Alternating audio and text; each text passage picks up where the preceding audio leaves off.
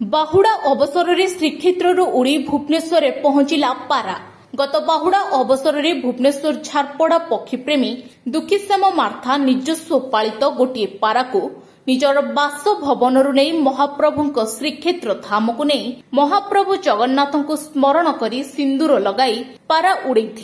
ସେହି ଅବସରରେ ମହାପ୍ରଭୁଙ୍କ ପାଖରେ ପଶୁ ପକ୍ଷୀ ଏବଂ ଜଗତର ସୁଖ ଶାନ୍ତି ଓ ମଙ୍ଗଳ କାମନା କରିଥିଲେ ଏବଂ ସେହି ପାରାଟି ଶ୍ରୀକ୍ଷେତ୍ରରୁ ଉଡ଼ି ଭୁବନେଶ୍ୱର ଝାରପଡ଼ା ପକ୍ଷୀପ୍ରେମୀ ଦୁଃଖୀଶ୍ୟାମ ମାର୍ଥାଙ୍କ ଘରେ ପହଞ୍ଚିଲା 3:30 ମିନିଟ୍ ଭିତରେ।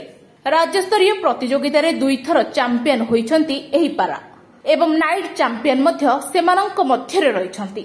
ଏହି ସବୁ ଜଗନ୍ନାଥଙ୍କ ଆଶୀର୍ବାଦ ଯୋଗୁଁ ସମ୍ଭବ ବୋଲି କହିଛନ୍ତି ଦୁଃଖୀଶ୍ୟାମ ମାର୍ଥା। ଜୟ ଜଗନ୍ନାଥ। ओडिशा एवं ओडिशा बाहर पशु पक्षी प्रेमी भाई मानू मोर विनम्र प्रणाम।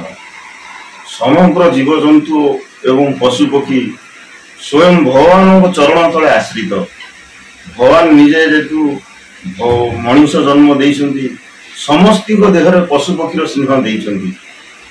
क्यों भाई मानू तो समय होउची क्यों भाई मानू को समय होनी तेणुक पशु पक्षी स्नेह सब भाई मान हृदय अच्छी से पशु पक्षी प्रेमी भाई मानू मोर एति अनुरोध पशु पक्षी की स्नेह दिंतु भगवान निजे आपण को सहायता हेबे।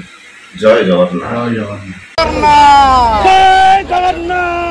सब भक्त माने सुरक्षित जातु महाप्रभु प्रार्थना जगतर मंगल हो पशु पक्षी देह आरोग्य रहू। जय जगन्नाथ।